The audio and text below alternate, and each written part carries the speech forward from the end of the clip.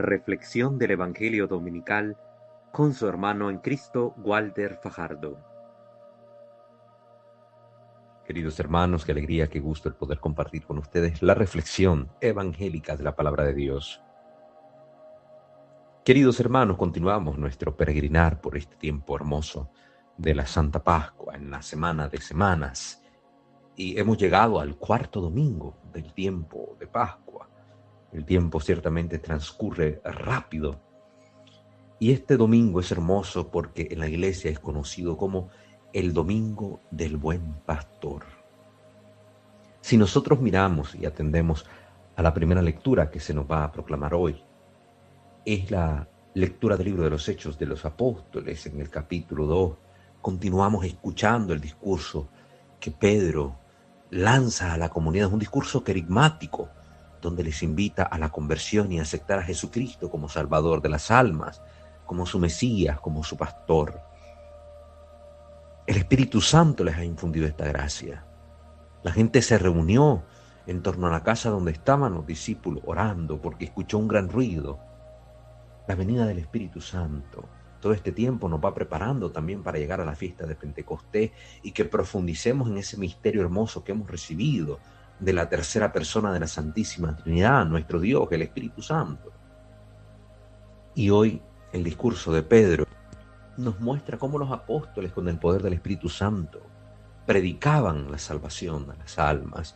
Y Pedro, cabeza de la comunidad apostólica, el primero entre todos, es el que dirige este discurso. Siempre Pedro a la cabeza. Por eso para nosotros los católicos la importancia del apóstol Pedro es grandísima, desde el hecho de que Jesús lo instituyera como el pastor de los pastores, desde el hecho de que Jesús fundara la iglesia sobre él y que a lo largo de los siglos sus sucesores han ayudado en el gobierno pastoral de la iglesia, es para nosotros signo de unidad. Estamos unidos en la fe del apóstol Pedro, que ha confesado a Cristo como Mesías y Salvador y que ha predicado la salvación a las almas y que causa la conversión de multitud de judíos. Hoy la palabra nos presenta a este gran apóstol, predicando, diciéndole a la gente: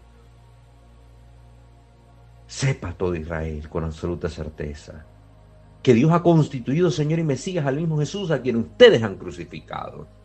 Y les da un discurso que les conmueve el corazón. Un discurso que la gente escuchó y entendió. La gente comprendió lo que estaba pasando, había vivido la realidad de la crucifixión. El viernes, en el contexto de la fiesta más grande de todos los judíos, la fiesta de la Pascua, que congregaba judíos venidos de toda la diáspora, la gente había sido testigo.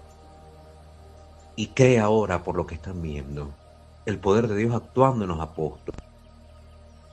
Y para que entendamos el signo maravilloso, sucedió que Pedro se puso a hablar, a predicar, y hoy hay gente veniendo de todas partes en la diáspora, de Fenicia, gente que venía de otros lados más allá de Galilea, gente pagana que también andaba por los alrededores y que hablaban otras lenguas, y sin embargo todos entendían lo que Pedro predicaba. Este es verdaderamente el don de lengua del Espíritu Santo. No es que los apóstoles se pusieran a hablar locuritas o a decir cosas ahí, musitando sonidos inentendibles. No. El don de lenguas que el Espíritu Santo les concede en el Pentecostés es precisamente este. Que a pesar de que Pedro hablara su lengua, todos los que estaban ahí entendían la lengua de Pedro. Es el don del entendimiento que viene también como parte de esta acción del Espíritu, del que vamos a hablar el día de Pentecostés. Pero quiero que nos centremos en esta maravilla. La gente estaba dando crédito a las palabras de Pedro porque escuchaba y entendía lo que Pedro estaba predicando, a pesar de las distintas lenguas. Y la gente se pregunta: ¿qué tenemos que hacer, hermanos, ante esto que Pedro está predicando? Y él les contesta: arrepiéntanse y bautícense en el nombre de Jesucristo para el perdón de sus pecados y recibirán el Espíritu Santo, porque las promesas de Dios valen para ustedes y para sus hijos y también para todos los paganos. Miren qué hermoso esto. Crean y bautícense.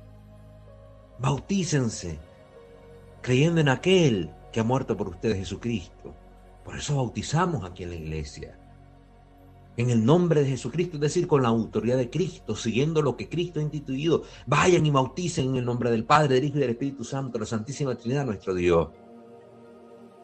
Y bautizamos a grandes y chicos, porque la promesa de Dios vale para ustedes, dijo Pedro, y para sus hijos, para los niños también. Para que reciban el Espíritu Santo, los niños tienen que bautizarse. Aquí lo está predicando el apóstol Pedro y lamentablemente mucha gente no cree en esto porque lo interpreta de otras maneras. Bien advirtió el apóstol Pedro, hay en la Escritura palabras difíciles de comprender que muchos interpretan torcidamente para su propia condenación, como pasa a veces con algunas corrientes llamadas cristianas, evangélicas o protestantes, y que no bautizan a sus hijos porque dicen, no, el bautismo no es para niños. Aquí el apóstol Pedro está diciendo, es que la promesa de Dios es para usted y para sus hijos. Jesús nunca dijo que estaba prohibido bautizar niños, sino muéstrenme la cita bíblica donde diga esto. Y la gente creyó y se bautizó. Y Pedro les predica para que la gente crean en Jesús y sigan a Jesús. Sigan a Él. Y los que aceptaron la palabra de Pedro se bautizaron y aquel día, dice la Escritura, se les agregaron unas 3.000 personas. Empezaron a seguir a Jesucristo. La comunidad va creciendo de 12 apóstoles y unas mujeres que estaban ahí reunidas, de los discípulos que quedaron después del escándalo de la crucifixión. La comunidad empieza a crecer. Empieza a crecer. ¿Para qué? Para seguir a Cristo, buen pastor. Por eso también el evangelio que hoy vamos a escuchar, en consonancia también con el Salmo responsorial, el famoso Salmo 22, Salmo 23. El Señor es mi pastor, nada me faltará. Pues la Escritura hoy nos presenta este texto en el Evangelio de Juan, en el capítulo 10, el famoso texto del buen pastor. Jesús le dijo, yo les aseguro que el que no entra por la puerta del redil de las ovejas, sino que salta por otro lado es un ladrón y un bandido. Pero el que entra por la puerta, ese es el pastor de las ovejas. Y él se identifica con ese pastor. Yo soy el buen pastor. Y también se identifica con la puerta. Yo soy la puerta, quien entra por mí se salvará. Usa la parábola del rebaño y del redil para mostrarnos qué es lo que Jesús nos pide a nosotros. Que lo sigamos, que lo escuchemos. Solo las ovejas que son suyas reconocen la voz de Jesús como su pastor. Jesús es el pastor y obispo de nuestra alma, dijo Pedro en la segunda lectura que hemos escuchado de la primera carta en el capítulo 2. Con esto termina la segunda carta, Pedro. Por sus llagas ustedes han sido curados porque ustedes eran como ovejas descarriadas, pero ahora han vuelto al pastor y obispo de sus almas, dice el apóstol Pedro. Jesús es nuestro pastor. Él nos guía. Y como dice el Salmo de hoy, Él nos apacienta y nos conduce, y aunque pasemos por cañadas de niebla, por valles de sombra, no temeremos mal alguno, porque Él está con nosotros. Él pone delante de nosotros una mesa para servirnos y unge nuestra cabeza con aceite y perfume, porque somos suyos. La unción con el aceite de las ovejas representaba precisamente esa curación, cuando la oveja se enfermaba, cuando la oveja estaba mal. El pastor la ungía con el aceite para protegerla de los bichos, de las alimañas que podían molestarla, para curarla. Así nos ha curado Jesús, con su unción santa, la unción del Espíritu Santo que nos transmite, nos comunica la salvación de Cristo Jesús. Él es el pastor. ¿Y cómo sé yo que estoy siguiendo a Jesús, buen pastor? Cuando estoy en su rebaño. Él ha instituido una iglesia que es su rebaño. Y Él ha puesto al frente de esta iglesia a uno que lo representa, a su vicario. Esto es lo que significa vicario. El que representa, el que hace la veces de Cristo para el pueblo. ¿Quién es Pedro? Juan, capítulo 21. Pedro, ¿me ama? Sí, Señor, tú sabes que te amo. Apacienta mis corderos. Pedro, ¿me amas? Sí, Señor, tú lo sabes. Apacienta mis corderos. Apacienta mis ovejas. Jesús lo instituye a Él como pastor de todo su rebaño, cabeza visible, porque Jesús ascendía al Padre después de la resurrección y deja a alguien encargado del rebaño para que las ovejas tengan la certeza de que están siguiendo las enseñanzas del buen pastor. ¿Y quién es ese Pedro? Por eso llamamos al Papa el pastor universal. Por eso llamamos a los obispos pastores de la iglesia, porque representan a Jesucristo. Por eso usan estos báculos que tienen esta forma de bastón con una curva. Era el bastón de los pastores en Israel, porque los obispos son los pastores que guían al rebaño de Jesucristo, para que pasen por la puerta que es Cristo. Por eso cuando se celebran los años jubilares en la iglesia, Vemos que el Papa y los obispos bendicen ciertas puertas para que la gente simbólicamente atraviese esa puerta que representa a Cristo, porque Jesús dijo: yo soy la puerta, quien entre por mí se salvará. Quien entre por mí se salvará. Podrá entrar y salir y encontrará pastos. Y hacemos esta representación simbólica de Cristo como puerta al bendecir estas puertas santas. Y la gente pasa en fe. No como ritos vacíos, sino como ritos que hacen presente en la vida de los cristianos el santo evangelio predicado por nuestro Señor. Jesús es el buen pastor. Por eso en este día la Iglesia dedica la oración universal a nivel mundial a pedir a Dios por las vocaciones, porque el rebaño es abundante, grande, las mies muchas y los pastores son pocos. Necesitamos buenos pastores. Oremos en este día también por nuestros sacerdotes, porque son hombres frágiles también, porque son pecadores, así como los apóstoles que negaron a Cristo, que lo abandonaron en el momento de la cruz. Pero Jesús les ha dado una misión.